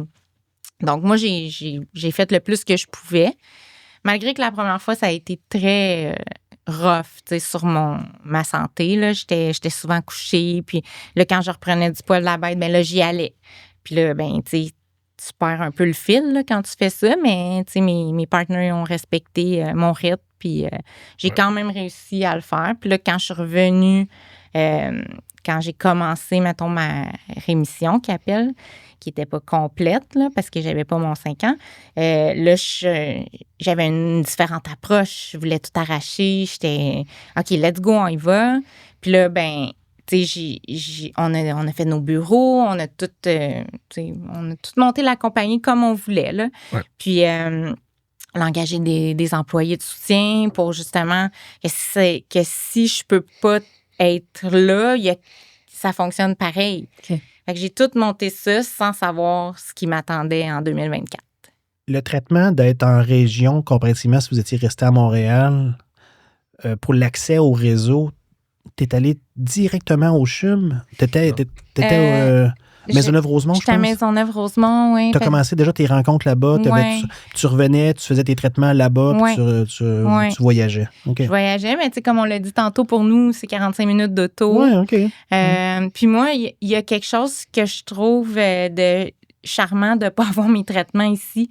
Parce que moi, ici, c'est ma ville où je ne vais pas à l'hôpital. C'est ma ville d'affaires, c'est ma ville d'amis. Montréal, c'est mon hôpital. T'sais. Fait que j'aime ce feeling-là. Oui, vraiment. Ouais. Comment t'as reçu ça, toi, Paul? Ben écoute, c'est un gros choc, naturellement, parce que c'est l'inconnu. T'étais en mode solution tout de suite. Ce que lui me dit, c'est que... Ouais. Parce que, tu sais, quand tu reçois un diagnostic, ben c'est sûr que t'es dans le brouillard, tu sais. Fait que là, surtout la personne qui le reçoit, parce que là, tu sais, le mot cancer, ça fait peur. Et ça... Puis là, ben, OK, là, on l'a été quand même diagnostiqué tôt, fait qu'il était pas si gros que ça, mais l'autre côté, c'était, ben, il est virulent. Fait que c'est un cancer, puis en plus, vu qu'elle était dans la quarantaine, début quarantaine, ben, les cellules se régénèrent rapidement, fait qu'il faut adresser rapidement, tu sais. Fait que moi, j'étais vraiment dans un mode compréhension, puis c'est quoi le plan de match pour ça faire. Fait que, tu sais, c'était vraiment de ce côté-là, puis, tu sais, encore une fois, je pense que je suis capable de compartimenter des choses dans ma vie. Là. Quand je vais au travail, ben, je travaille, puis quand je m'occupe de ma femme, ben, je m'occupe de notre situation familiale. J'étais vraiment comme ça, mais tu sais, c'était vraiment dans un mode, pour le meilleur et pour le pire. T'sais, on s'est mariés en octobre 2020, puis tu sais, c'est vraiment ça. Je veux dire, je pense à un couple et une famille. Même pas 6 mois après, là. C'est ça, tu sais. Fait que, mais tu sais, c'est vraiment ça. J'avais dit à mon beau-père, t'aurais dû me le dire qu'il était defect. Mais, non, mais tu sais, mais on était vraiment dans un mode, tu sais, je me disais, ben, moi, c'était dans l'optimisme dans moi, mais c'était comme, ben, ça peut pas arrêter, tu sais, c'est comme, non, être en début quarantaine, il y en a plein qui guérissent, tu sais, j'étais dans ce renforcement positif-là, puis je pense que les traitements, ils étaient très forts, là, ce qu'elle recevait comme chimiothérapie. C'était combien de temps, Evelyne, les traitements? J'ai eu 4 gros traitements aux 2 semaines au début, puis après ça, j'en avais 1 par semaine pendant 12 semaines. OK. Ouais. C'était ça, mais tu sais, c'était, mettons qu'elle recevait un traitement, ben, pendant 3 jours, elle était prête à sortir du divan. Parce qu'elle était diminuée physiquement, là, très fatiguée. Alors, elle combattait, mais ça avait comme un effet encore plus grand sur moi, étant donné que je suis très, très active. Ouais. Tu sais, moi, de pas être capable de me rendre à ma salle de bain, c'était comme inconcevable. Fait qu'on dirait que c'était encore pire parce que j'en déprimais de ça, tu sais, versus quelqu'un qui est moins actif, il aurait été comme, ben là, tu sais, c'est pas si pire, je peux quand même fonctionner juste comme un petit peu moins que d'habitude. Moi, c'était comme un écart tellement grand entre les deux que j'étais flabbergastée de ça. Puis je me disais, comment je vais me sortir de ça? Comment ça peut me guérir aussi? C'est ça que je me suis souvent dit. Comment me faire sentir comme ça peut m'amener à une potentielle santé? Tu sais, je comprenais pas. Dans ma tête, ça marchait pas. Tu sais. Fait que c'était vraiment difficile. Et moi, je disais, mais la bonne nouvelle, c'est qu'on est pendant la pandémie. Fait qu'on manque rien. Ouais. Oui, arrêtez de répéter ça. J'avais pas le faux mot, là, tu sais, parce qu'il disait, personne ne fait rien de toute façon. Okay. T'es-tu soumis d'avoir un cancer pendant la pandémie? Puis là, moi, j'étais comme, ouais, c'est vrai, t'as raison. Puis là, Mané, il a commencé à faire beau. Puis là, tout le monde commençait à aller dehors. Puis là, moi, j'étais comme, là, qu'est-ce que c'est ça? C'est pas ça ma vie à 41 ans, là, tu sais, c'est... Mais, tu sais, on a passé au travers cette période-là, un jour à la fois, puis, tu sais, mais ça a laissé des traces parce que j'étais fâchée après. Ouais. Sans m'en rendre compte, j'étais très fâchée. Et une urgence de vivre. Fait que tu parlais tantôt de ne pas dépenser pendant la pandémie. Je peux te dire qu'elle dépensait pas à peu près. Ah ouais? Non, mais c'était comme, ben là, je pense que c'était la seule fille à l'hôpital à avoir 5 perruques, tu sais. Même on avait, tu avais un paquet qui arrivait pratiquement tous les jours à la maison. Là. Complètement. Mais tu sais, je pense qu'on a toujours été des gens qui mordent dans la vie, on apprécie, on fait, on fait plein de choses, on a une vie vie est bien remplie, puis on l'apprécie, puis on s'en rend compte. On fait pas juste passer au travers les journées. Puis là, c'était comme encore plus. Parce que tout le monde me dit, mais là, tu réalises des choses. Ben, je dis oui et non. T'sais, moi, j'ai toujours été, je suis très, je me dis un élève de la vie, là, j'aime ça, j'en profite, puis j'apprécie. Fait que Maevelyne, elle a eu, c'était comme, OK, là, let's go, on s'en va là, on fait ça, on voyage là, on achète ça. J'étais comme, OK, oui, mais... Ouais.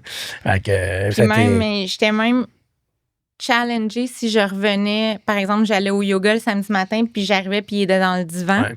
Ça me challengeait parce que je me disais, hey, t'es en santé, qu'est-ce que tu fais dans le divan? Ouais. Lève-toi, fais quelque chose. Puis là, il était comme, mais non, je veux juste relaxer aujourd'hui.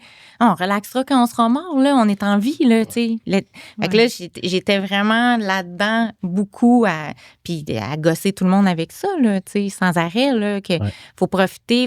Mais je pense d'une mauvaise façon que je le faisais parce que j'ai vraiment, vraiment eu peur, tu sais. Fait que... Les traitements ont bien été. Rémission en 2023, 3? 22, ça comme, tu sais, j'ai arrêté les traitements en 2022. Après ça, 2023, ça s'est bien passé. Ils ont dit qu'il avait enlevé la tumeur. Il y a un peu d'ablation des seins, il a juste enlevé la tumeur. Exactement. Il n'avait plus de cancer. Je me sentais comme très privilégiée aussi d'avoir pu garder mes seins. Puis là, tu sais, j'avais juste hâte que mes cheveux repoussent. Puis j'étais vraiment là-dedans. En début 2024, j'ai commencé à avoir mal au dos.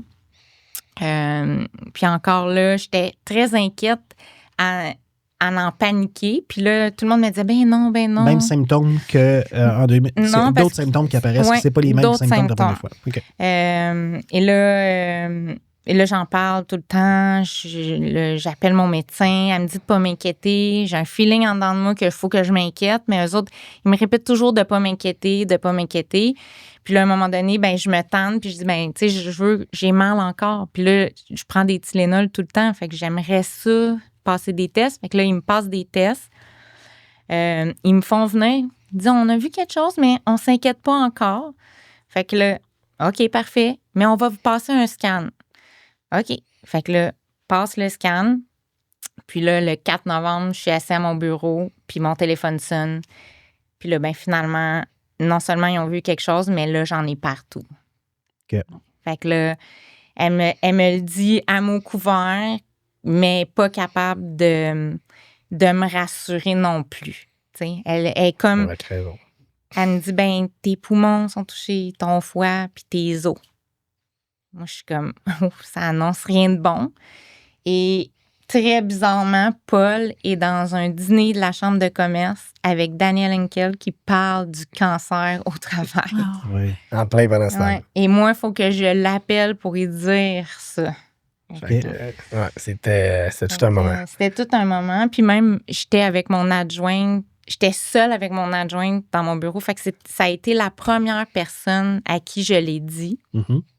Puis elle a réagi d'une façon extraordinaire. Elle m'a dit, ben je vois que tu pleures pas, fait que je vais pas pleurer. Dis-moi qu'est-ce que tu veux que je fasse. Là, j'ai dit, ben écoute, là mon frère s'en vient, il va falloir que je l'annonce à mon frère. Fait que je sais pas. Comme là, juste, on continue à travailler. J'ai parlé à Paul.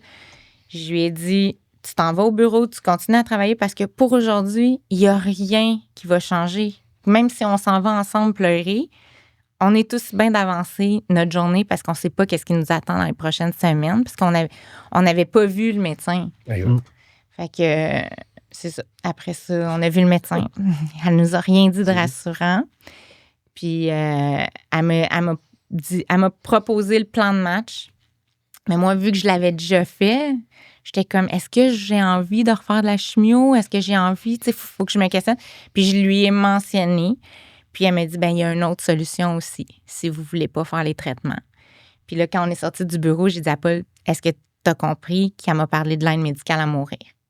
Fait que là, lui, il était comme, non, c'est pas ça qu'elle a dit. J'ai dit, oui, c'est ça qu'elle a dit. Puis j'étais tellement zen en même temps. Puis je me rappelle, on a marché, puis il y avait 2 dames d'à peu près 70 ans. Puis je les ai regardées. Puis je l'ai regardé, puis il m'a dit, ouais, t'as-tu pensé à la même chose que moi? J'ai dit, ouais, je me rendrai pas là. Ah oui. Ouais. Puis on dirait qu'à ce moment-là, on était tellement perdus que je me disais, je me rendrai probablement pas. Voilà. Ouais. Mais aujourd'hui, je peux te dire que l'âge qui est écrit dans mon miroir, c'est 87, puis je vais finir ici aux habitations Bordelot. Ouais. Le plan de match, parce que tantôt, vous parliez comme couple, vous faites tout le temps des plans de match. Oui, oui. Il est arrivé une première épreuve, vous avez fait un plan de match. Oui. Là, vous êtes retourné au tableau. Oui. Ouais. Qu'est-ce qui a changé dans la deuxième approche pour... on parle, oui, du couple, mais de la façon que vous allez passer à travers de cette épreuve-là. Ben, Qu'est-ce qui va changer? Qu'est-ce qui a changé déjà? Mais je pense qu'il y avait un sentiment d'urgence plus grand, étant donné, c'était une récidive, puis là, qu'il y a des lésions au foie, etc. Puis moi, j'ai pris le rapport d'imagerie, là, puis on est en 2025, j'ai ChatGPT, puis j'ai mis ça, puis ça disait espérance de vie d'1 an. Là, tu pognes un 2 minutes, là. C'est pas ça que j'ai signé pour, là, que ma femme meurt quand j'ai 50 ans. Oui. Puis je pense qu'on. Lynn, elle a cogné à plusieurs portes. On a regardé plusieurs options. J'ai des amis au Minnesota, on regardait la clinique Mayo. On regardait, puis après ça, OK, est-ce qu'on devrait changer l'alimentation? Est-ce qu'on devrait changer le mindset? Fait qu'on a regardé plusieurs choses. Puis en même temps, on voulait pas enlever le traitement aussi. Fait que là, on avait finalement accepté le traitement de chimio avec de l'immuno, qui est quand même nouveau pour les cancers qu'elle avait. Fait qu'on a cogné à plusieurs portes. Mais après ça, on se parlait beaucoup de on va trouver une solution, on va trouver un plan de match. On va trouver. Puis c'est sûr que je vous dirai pas, je ne mentirai pas là, que le 19 décembre, là, au matin, quand elle me regardait, on s'en allait à la chimio, on était à l'hôpital, elle me regardait 2 fois, on s'est pas parlé. Là. Des chicanes. C'était pire qu'une chicane. On se parlait pas parce qu'elle avait eu tellement mal toute la nuit, puis elle avait un protocole de pilules. J'avais un tableau Excel, 2 heures, 3 heures, 4 heures, 6 heures, puis elle en prenait de plus en plus. Puis elle me dit, j'endurerai pas ça longtemps. Et là, ça te frappe. Là, tu dis, si ça marche pas, la chimio, c'est la fin. Puis, on a fait un plan de match. Je pense que finalement, on a cogné à plusieurs portes. Finalement, on a dit, OK, ça marche mentalement et physiquement. On va manger bio, on va changer l'alimentation. J'ai rencontré un gars qui s'appelle Stéphane Loisel, qui est un gars de loi biologique. Moi, déjà que je croyais au pouvoir du cerveau, mais j'y crois encore plus. C'est ce gars-là.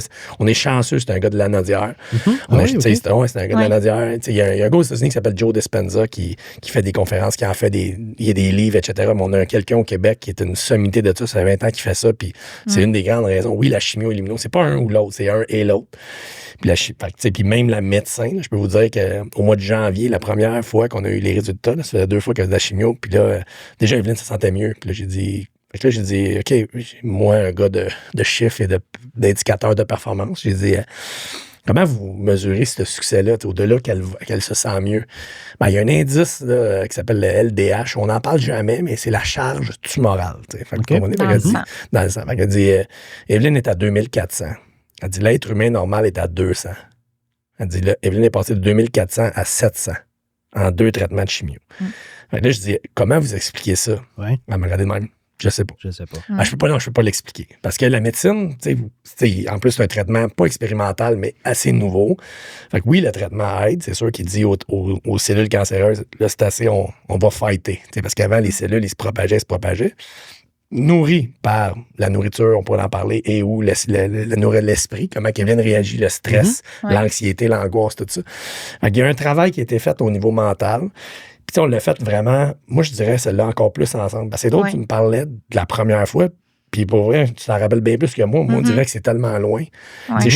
Celle-là qu'on a vécue, moi je l'ai vécue plus intensément parce que j'ai pensé perdre ma femme, puis là j'étais comme non. Comme je dis, là, j'étais vraiment un aide. J'étais là, c'est moi qui s'occupais de toutes les pilules. Après ça, aller chercher les prescriptions en pharmacie. On fait le casse de glace à l'hôpital pour pas qu'Evelyne perde ses cheveux. Là, t'es sur le protocole avec le casse de glace. Oui. J'essaie de trouver l'autre mot, mais il y a un nom pour ça. Garde tes cheveux. Oui, pour la fondation. Il y a la fondation Garde tes cheveux. C'est le Penguin Cold Cap que ça s'appelle. OK. Là, parce que le ministre Dubé nous a parlé il y a quelques semaines, quelques mois, qui regardait pour que ça soit quelque chose qui soit payé. Je sais qu'il y a eu plusieurs interventions par le groupe La Fondation Garde tes cheveux. On a entendu parler parce que Cléo Maheu, qui est une de nos coachs, a eu le casse aussi, puis ils ont un groupe de la Fondation Garde tes cheveux. comment elle s'appelle? Voyons, Je suis pas content, je ne parle pas de C'est son elle qui nom. écrit le livre Sophie. Oui, Sophie Rice. Sophie Rice, un exact. cancer en cadeau. Oui, exact. En fait, Paul la connaît bien, donc c'est elle qu'on a reaché pour avoir contacté, pour avoir de l'information. Mais la bonne nouvelle, c'est que Joliette est la seule hôpital qui, grâce à la Fondation, fournit le casque gratuitement aux femmes. C'est tout nouveau. C'est tout nouveau. C'est tout là. nouveau? Ouais. Ouais. Puis c'est vraiment la seule hôpital au Canada. Fait Ouais. que, dans le fond, la Fondation paye le casque. Le casque, c'est 500 $ par mois. Fait que c'est En super location. le fun, mais c'est en location. Puis c'est pas donné à tout le monde de pouvoir se permettre ça, d'avoir les sous pour payer ça. Ouais. Puis les gens qui font leur traitement à Joliette ont accès au casque. Ils doivent seulement payer la glace sèche pour garder le casque assez froid. Est-ce que vous pouvez nous parler du rituel? Parce qu'il y a un rituel particulier pour ce casque-là. Faire plaisir. Ouais. J'aimerais ça puis de se servir en même temps du moment qu'on a pour publiciser. Ouais. Puis Oui, comment est-ce que vous le vivez, avec vous? plaisir. Mais tu sais, tu parlais du plan de match puis de l'implication, mais tu sais, pour vrai, pour moi, c'était la première fois, Evelyne, elle avait perdu ses cheveux. Tu sais, puis là, ce coup-là, tu sais, puis on s'était dit, peu importe, elle a dit, je vais mourir. Si j'ai à mourir, je vais mourir dans la dignité. Je vais mourir avec mes cheveux. Fait que là, j'étais comme, OK, moi, c'était vraiment important qu'on le fasse. J'ai contacté Sophie. Mais là, le 19 au matin, en s'en allant au premier traitement de chimio, là, tu regardes la vidéo, tu sais, ça a l'air compliqué. Fait que là, moi, je suis nerveux. Même elle qui a mal, qui me dit, calme-toi. Puis c'est rare, là, moi, je suis tout le temps en contrôle. Mais j'étais vraiment nerveux de pouvoir bien faire les choses. Fait que, tu sais, c'est 3 casques de glace. Fait que c'est des casques, il est mou, là, mais c'est c'est un casque de ice pack, mettons, je dirais ça. Ça ressemble à un petit casque de boxe, là, quand Ouais. tu le regardes. T'en as hein. 3, puis là, tu mets t'as une glacière, puis t'as des cubes de glace sèche qui avec des paliers, mettons. Là, tu mets un casque, la glace sèche, un casque, la glace sèche. Puis là, tu fais une rotation de casque aux 25 minutes. Mais les premiers aux 20 minutes, là, mais après ça, c'est aux 25 minutes. Tout Puis là, le long du traitement. ouais, même 50 minutes avant 50 le traitement. minutes avant. Après ça, tu commences. Puis après ça, la première fois, on n'avait pas envoyé les infos de ce qui est du traitement de chimio qu'Evelyne avait à la Fondation. Fait que là, on dit, c'est 5 heures après. Mais là, moi, le premier, là, je le mets tout de suite. Puis là, finalement, on attend. C'est quoi, t'as de l'immuno avant. Fait que là, c'était pas tout de suite. Je vous dis, le monsieur qui est en face de moi, lui, il lisait son livre. Puis sa femme a fait ça le traitement. Il me regarde et dit, t'es mon idole. Il dit, t'es le préposé aux bénéficiaires de l'année. J'ai jamais vu quelqu'un travailler. J'étais brûlé raide enfin. Non, parce que c'est comme un entraînement, là. Tu travailles. Puis c'est pas, oui, c'est aux 25 minutes, mais là, il faut que tu le sortes 10 minutes avant. T'as un gars de température, t'as des gants de glace. Puis là, tu t'assures qu'ils sont entre moins 28 et moins 33. Mais là, quand tu poses le casque, fait que là, le premier, fait que là, tu mets les straps, mais là, il faut que tu le mets autour de la tête. C'est tout des velcro, puis après ça, il y a des straps. Mais là, quand tu t'habitues à un moment donné, mais tu sais, des fois, puis le velcro, il est dur. Mais là, moi, je tiens, la Evelyne est là, hey, tu sais, des fois, elle a mal. Moi, je dis, je vais avoir mes cheveux, mais 2 vertèbres pétées. Mais, tu sais, puis nous, on se disait, la chimio qu'elle reçoit présentement, c'est ça qui est drôle, c'est que le cancer est différent. Oui, c'est un cancer métastatique, stade 4 du sein qu'elle a, mais c'est du sein qui s'est propagé, là, selon la médecine.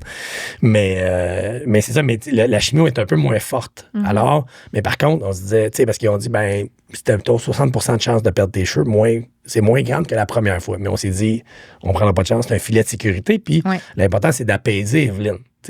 Qu'elle soit moins stressée, qu'elle soit plus en paix avec les traitements. Fait que, pour vrai, on va. Puis même Evelyne, maintenant, on s'en va au spa jeudi, qu'on a un traitement, parce qu'il en reste encore 4 au moment où on se parle. Alors, mais c'est ça qui est drôle, c'est qu'on est là, nous, puis, tu sais, Evelyne, elle a eu les résultats instantanés ou presque, là, tu sais, moi, j'appelais ça mon petit miracle de Noël. Evelyne a commencé à bien filer le 25 décembre au matin, là, parce que le 19 au 25, là, j'étais nerveux. Tu sais, un jour, là, il est descendu en bas, puis il m'a dit, faudrait que tu me donnes tes codes d'accéder, là. Tu sais, à ce point, comment j'allais mal. Là. Puis même moi, j'étais comme, oui, il va falloir que je t'y donne parce que je sais pas si je me rends en 2025. Là. Tu sais, c'était vraiment comme ça que je me sentais. Là. Puis... Il y a eu je me l'ai dit, le 18 au soir, là, j'étais pas sûr qu'elle se rendait au jour de l'an.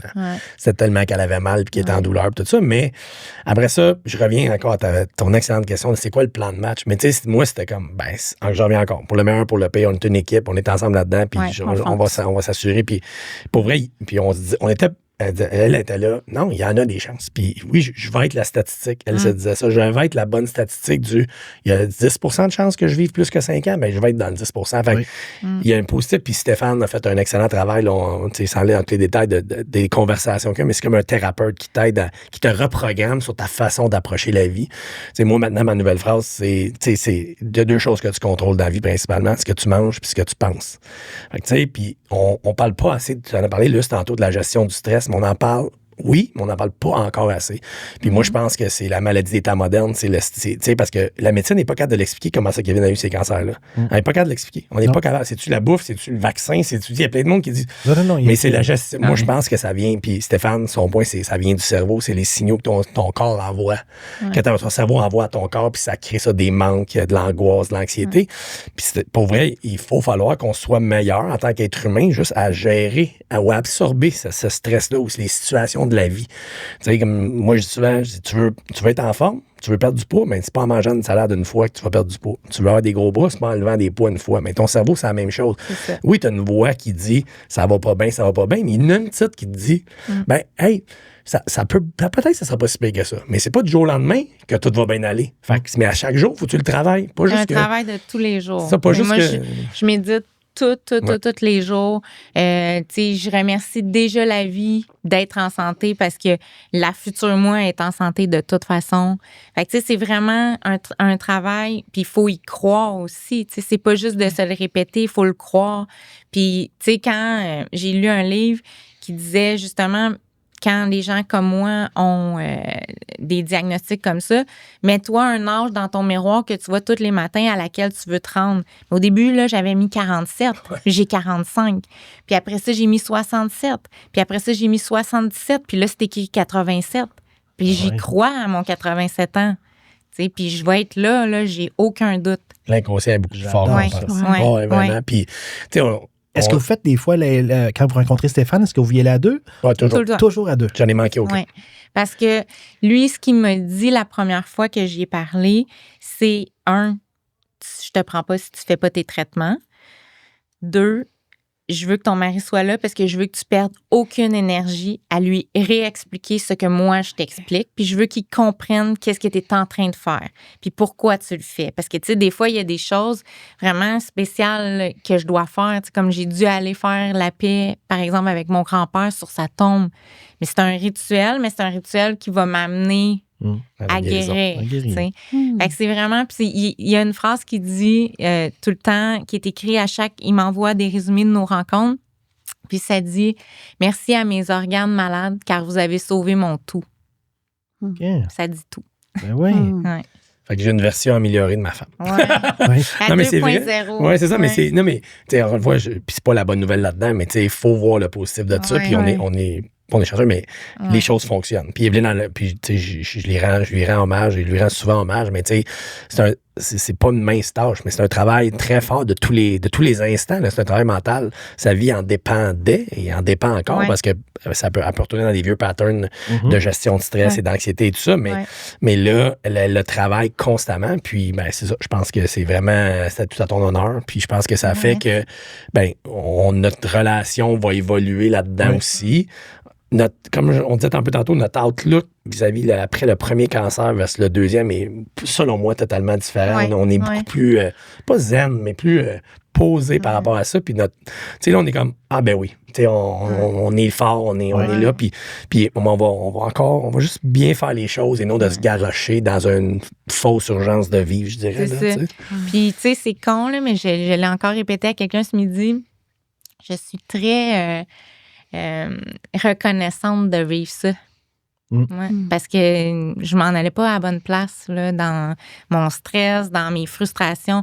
Là, moi, si quelque chose me stresse, c'est automatiquement instantané, disparu de ma vie. On enlève ça. On l'élimine. Je peux pas. J'ai pas ce luxe-là de garder des situations stressantes autour de moi. Fait que, tu sais, je peux pas être autrement reconnaissante de passer par là, tu sais. Je suis dure de compreneur, là. Il a fallu que je frôle la mort, mais bon. J'adore la discussion qu'on a là, puis je suis même reconnaissant de pouvoir participer à ce type de discussion-là, parce que c'est des discussions qu'on a, même à l'interne, au condo, on a le livre de Sophie Rex qui est sur la table de chevet à Luce. C'est des discussions qu'on a, parce que Luce, pour ceux qui nous écoutent, elle a beaucoup de cheveux. Puis c'est un des stress qu'elle a, une des angoisses qu'on pourrait dire. De se dire qu'un jour, si ça venait qu'à arriver, ses cheveux, c'est très, très important pour elle. On en a en masse. Il y en a moins qu'il y en avait. Je vais t'en prendre un peu, moi. Les plus beaux cheveux de Joliette, plus. Au pire, on sera deux On sera pareils. deux pareils. Mais tantôt, vous avez dit aussi, je voulais revenir sur un point, c'est que on est parti de Montréal, on s'est allé dans la Naudière, on n'était pas connus. Mais tu sais, le podcast, on passe à travers la journée. Je connais un peu l'horaire de Paul, je connais un peu l'horaire d'Evelyne. C'est que vous êtes impliqués dans toutes les causes. Oui. Puis vous réussissez à trouver du temps pour vous impliquer. Paul est président de la Chambre de commerce du Grand Joliette. Vous êtes impliqué au niveau de la course du 1000 pieds. On met le pied, Au 1000 pieds. Vous êtes président d'honneur cette année. Ouais. Après ça, vous êtes président d'honneur du tournoi de golf d'Émilie Gamelin pour la 2e année consécutive. Ou 3e, 2e? Moi, la 3e, Evelyne, la 2e. Oui, la 2e. Puis moi, je suis vice-présidente du Carrefour Jeunesse Emploi. En plus, Ouais. il y a les marraines. Oui, Aussi. les marraines, c'est vrai aussi. Avec Alex. Oui, Oui, c'est vrai, avec la fille à Luce. Oui. Comment est-ce que vous trouvez le temps? Parce que Paul, je sais que c'est un amateur de sport. Il va aller voir des parties de hockey, il va se promener, Oui. mais comment que vous arrangez vos horaires de soir? Parce que souvent, ça se passe de soir. La chambre de commerce, beaucoup le midi, les rencontres et tout ça. Mais vous êtes très, très impliqué dans... Pour quelqu'un qui est arrivé en 2019, vous êtes très, très connu dans la région. Puis vous avez fait votre marque. Comment ça se passe? Le soir, pour les horaires, est-ce que vous fonctionnez avec un horaire partagé ou... Même pas. Je pense qu'on s'envoie des invitations. Evelyne m'envoie des invitations quand on a des événements communs. Mais je pense qu'on le gère bien. Puis, tu sais, nous, on n'a pas d'enfants. Fait qu'on on veut redonner. Ça fait C'était une partie de... nécessité pour nous de s'impliquer. C'est juste qu'on ne savait pas comment ça allait arriver. Mais moi, j'ai toujours dit, sinon, on est juste deux adultes qui travaillent. Ça n'a aucun sens comme vie, tu sais. Fait que là, les jeunes, les personnes âgées, on savait que c'était ça nos deux causes dans lesquelles on voulait s'impliquer. Moi, j'ai été un peu impliquée aussi à l'hôpital Maisonneuve, bien sûr. Oui. Mais là, ça prend un autre tournant, le comité, puis c'est bien correct pour moi. Mais c'est ça, c'est que ça fait... C'est comme si on avait des enfants, en fait, parce que ce temps-là, on le passerait à élever nos enfants, mais là, on le passe sur des comités. On donne nos idées. On aime ça, faire ça. Fait que, puis je pense qu'on est apprécié. Fait que là, les gens, ben, ils s'en parlent entre eux, puis là, ils viennent nous recruter, puis on est prêt à dire non. Fait que... mais je pense qu'il faut le gérer, puis il faut être honnête aussi avec notre gestion de temps, parce que même aujourd'hui, j'avais des discussions là-dessus, la présidence de la Chambre de commerce, je pourrais faire ça à temps plein, en fait. Il y en a des choses à faire, mais à un moment donné, on a des entreprises à gérer. Fait que je pense que c'est de mettre nos limites. Puis je pense qu'on les connaît. Il y a des fois on arrive le vendredi, puis c'est l'inverse d'avant. Avant, on sortait le vendredi, mais là, Evelyne allait bien dire, ma batterie sociale est à terre. Fait que, parce qu'on se rend compte, des fois, c'est le mardi, mercredi, jeudi qu'on a des activités. Puis, mais c'est souvent par période, moi, je trouve que c'est au printemps, puis à l'automne. Il y a vraiment ces deux... on arrive, mettons, vers le début juin, puis là, on a dit, on a revu tout le monde de Joliette à plusieurs reprises.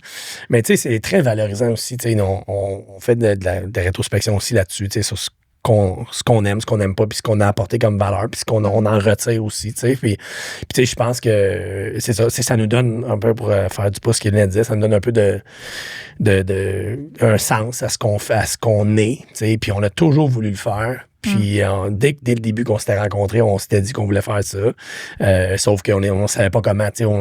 On n'avait aucune idée au début. On disait, bon, on va partir d'une fondation. On était comme bon. Puis là, on avait fait nos recherches là-dessus. Puis on avait comme le même plan qu'à 2 pas de la réussite. Puis là, je m'en vais acheter quelque chose. Puis je vois cette fondation-là. Puis je suis comme, c'était notre idée, ça. Ça, c'est la fondation avec Laurent Duvernay-Tardif, c'est ça? À 2 pas de la réussite, non, c'est Alex Gagné. Alex Gagné. Oui, c'est ça, exact. Puis c'est ça. Fait que, c'est des jeunes qui aident d'autres jeunes. Puis la Fondation des Samars aussi aide à redonner. Puis c'est sûr que la course aux 1000 pieds, c'est pour la persévérance scolaire. Fait que nous, comme on dit, nous, les jeunes, moi, on dit souvent, on est conscient que c'est pas tous les jeunes qui ont les mêmes chances, alors qu'on essaie d'aider à notre façon.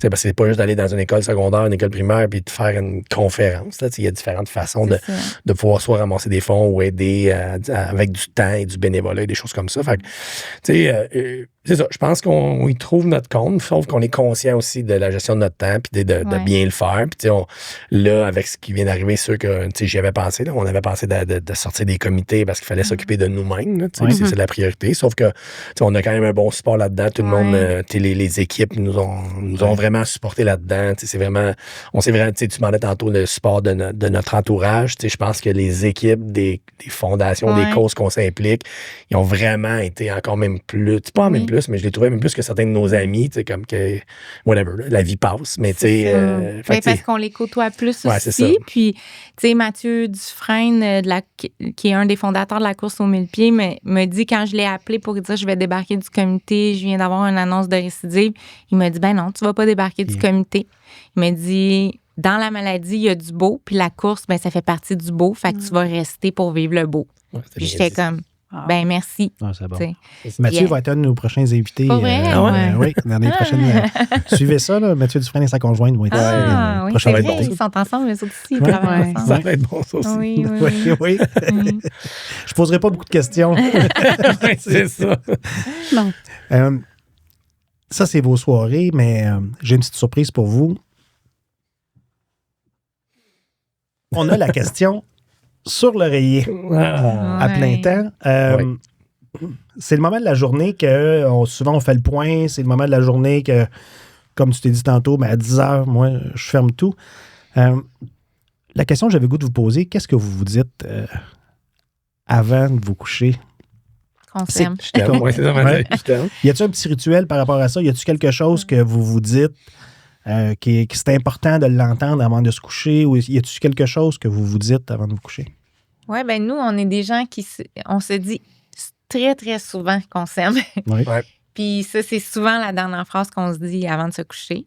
Fait que c'est ça. Puis sinon... c'est pas mal ça. C'est pas mal ça. Pour vrai, parce que, tu sais, c'est une excellente question, mais tu sais, moi, quand j'arrive en haut, c'est la fin de la petite routine, puis c'est OK, let's go. Puis comme je te dis, je lis entre 5 et 10 minutes. Puis après ça, c'est le temps de. Fait que, tu sais, je me tourne, un bec dans le cou, je t'aime. Puis, tu sais, on n'a pas beaucoup de conversations sur l'oreiller, je dirais. Tu sais, c'est vraiment. Vous étirez pas ça, là? Non, c'est vraiment. Parce que c'est ça. C'est notre havre on est rendu de paix, là. C'est ça, on est rendu là. C'est ça. On est rendu là. On n'est plus supposé de parler de rien à part du fait qu'on s'aime, puis d'essayer de bien dormir. Parce que ça, c'est comme un de mes principaux enjeux d'avoir un bon sommeil.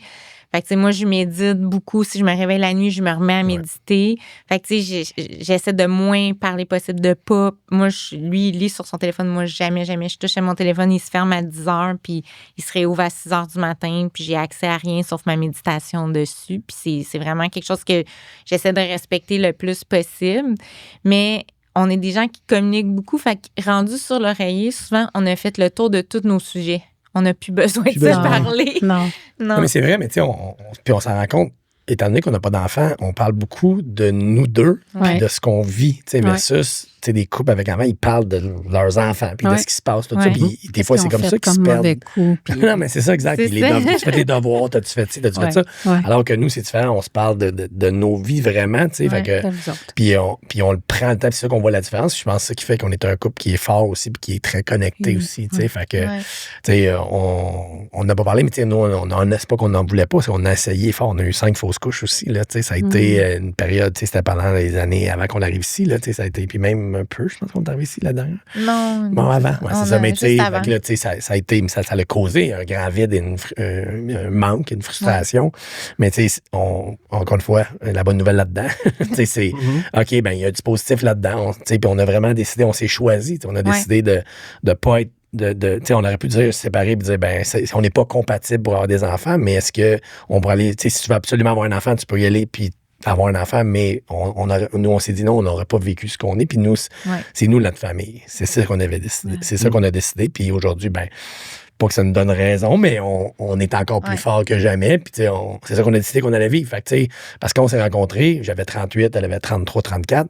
Mais c'était comme, on était moi, j'étais célibataire depuis un petit bout. C'était comme, j'en veux-tu, j'en veux pas. Mais j'étais 50-50. Oui. Parce que, mais finalement, ça n'a pas été pour nous. Mais en même temps, on parlait d'implication, mais on mentor aussi des jeunes. On a désigné 2 fils, puis on est rendu avec un 3e. Oui. Jacob Drapeau. Jacob, c'est le 3e. On a adopté Jacob. On a adopté Jacob.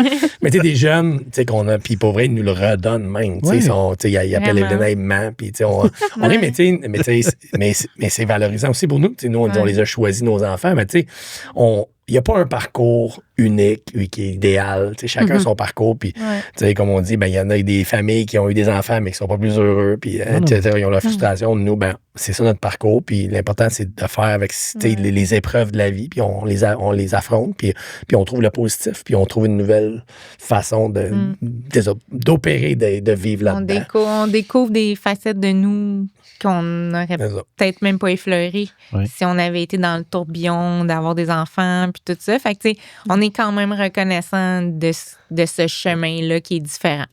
Après avoir parlé de tout ça dans une journée, quand on arrive sur l'oreiller, on s'endort. Merci beaucoup, Evelyne, d'être passée à plein temps. Merci, Paul. Merci. Agréable. Merci. J'aimerais ça peut-être faire un petit retour, parce qu'il y a tellement de choses qui ont été dites.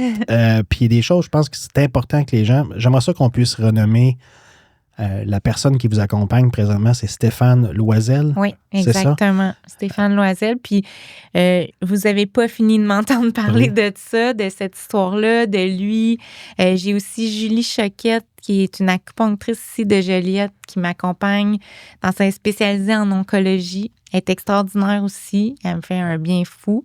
Parce que moi, je fais mes traitements. Puis grâce à eux, le lendemain, matin, je m'entraîne, puis je m'en vais au bureau, comme si de rien n'était. Fait que c'est pour ça que j'appelle ça ma journée au spa. Ah oui, OK. C'est ça, tantôt, il n'y a pas la nommé ça la journée. Oui, c'est ça. Oui, exactement. La Fondation Garde tes cheveux. Oui, la Fondation Garde tes cheveux. Pour aller chercher l'information sur les réseaux sociaux. Oui. La bière alchimiste, vous êtes rendu à combien de produits? Parce que tantôt, on a parlé de 8. Là, vous êtes parce qu'il y a aussi du cidre aussi. Oui, il y a cidre Evelyne. Cidre Evelyne, oui, exact, avec des pommes de la Nodière. On a à peu près 45 produits.